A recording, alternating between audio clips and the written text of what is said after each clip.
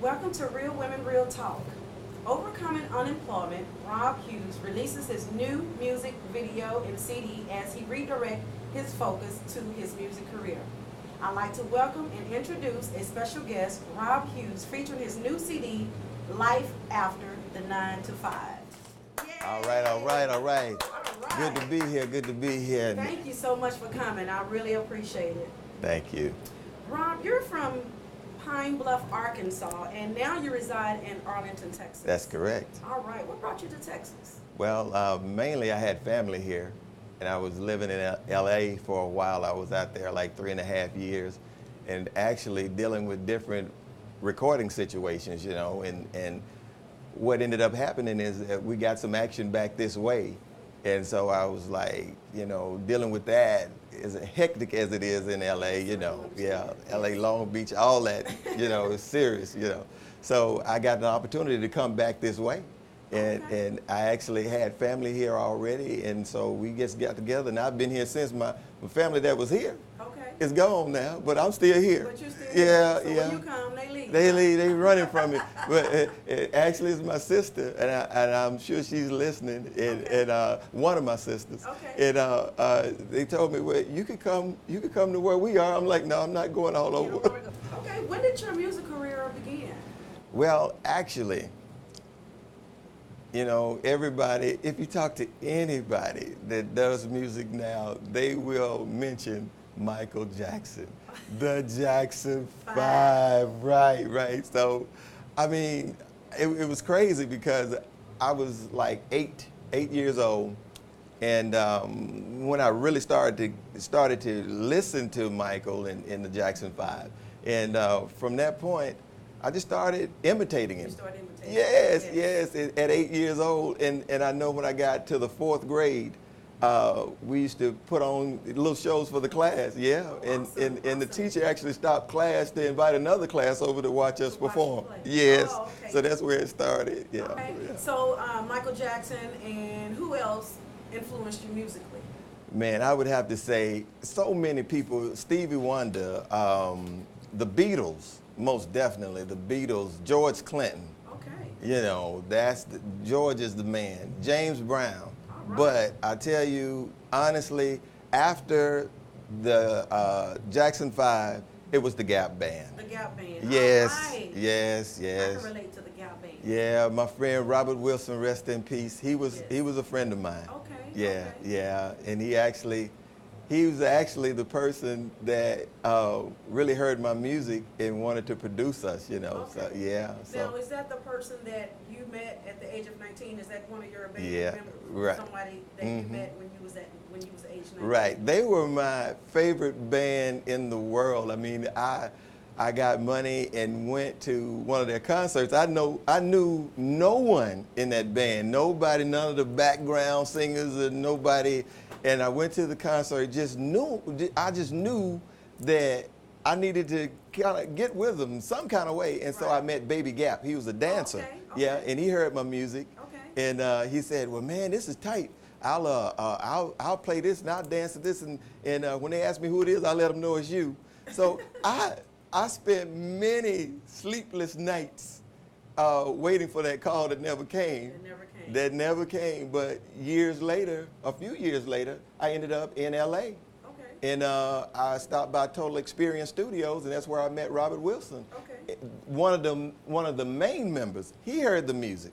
And that's when I knew, for someone of that stature, you know, to listen to the music and like it well enough to ask for permission to produce it. Right. You know, hey, I knew we had something. You knew you had something. Yes.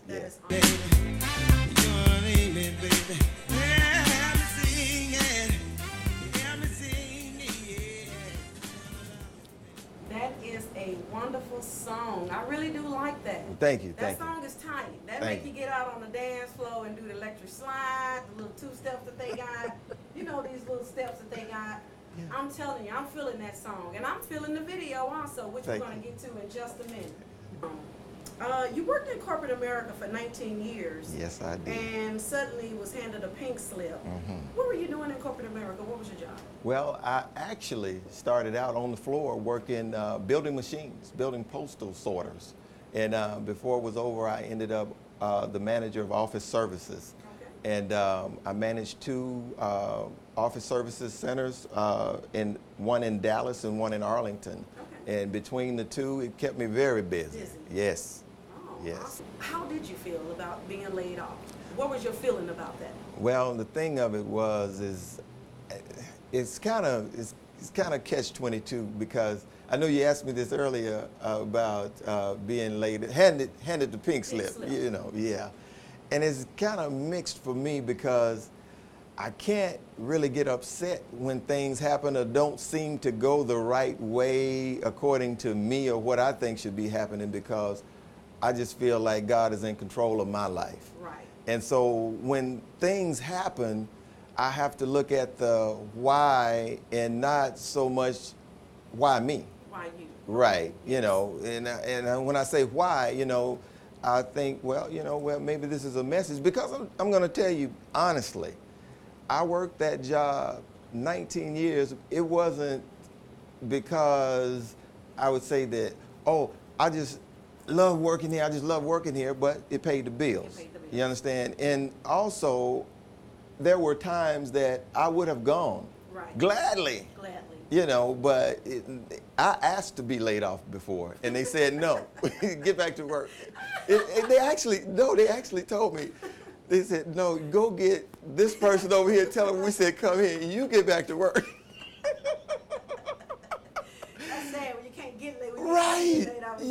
Yes. But it ended up exactly. But I just feel like, you know, it brings you anguish, you know, when you think about it. But then every time I would look in the mirror and I would try to get mad or angry or whatever about what happened, I couldn't, because I know in my spirit that God is in control. That God is in control. Yeah, so I just go with it. And I feel like he released me so I can get out here and do what I need to be doing, and that's my music. Let's see, now, even though you was working in corporate America and during that time, were you doing like side gigs, you know? Well, was that even an option for you? Well, my wife and I own and operate a videography production service, and also a disc jockey service. So we always had that going.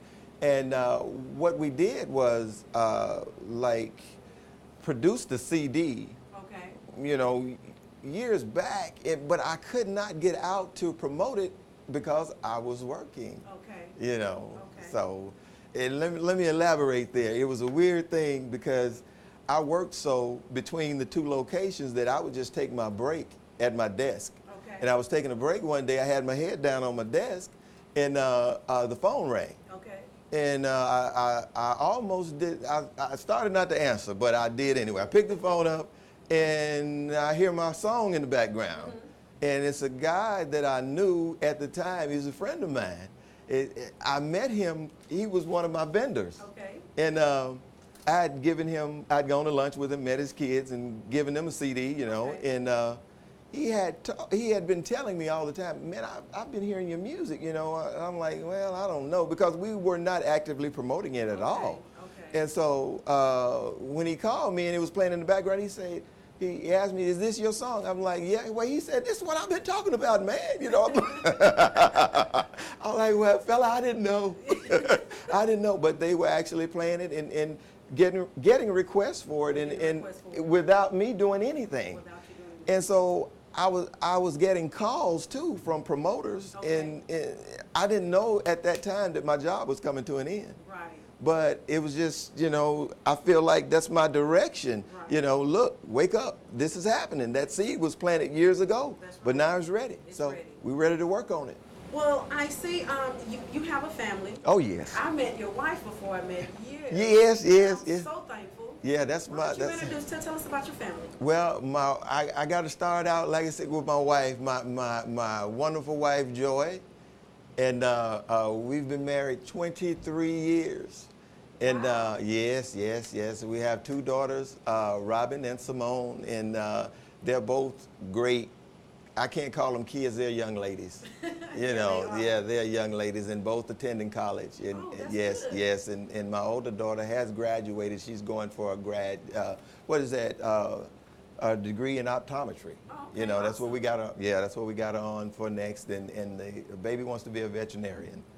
Yeah, so wonderful. yeah. So we got them going on that, and I'm just truly blessed because they've never been any trouble, and they always support the both of us. Yeah. You know, I want to thank everybody for tuning in to Real Women Real Talk, and we're gonna play you some more music, and stay tuned. We'll be right back.